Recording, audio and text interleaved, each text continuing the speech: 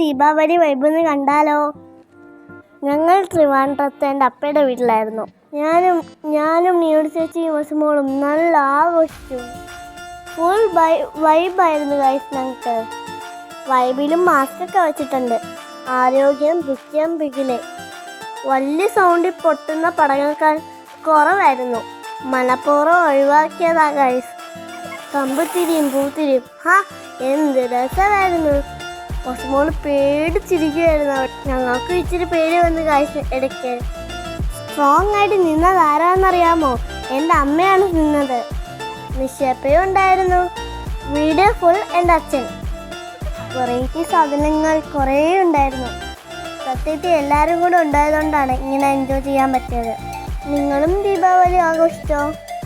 Comment ചെയ്യണേ, like ചെയ്യുക, share ചെയ്യുക, ഫോളോ ചെയ്യണേ.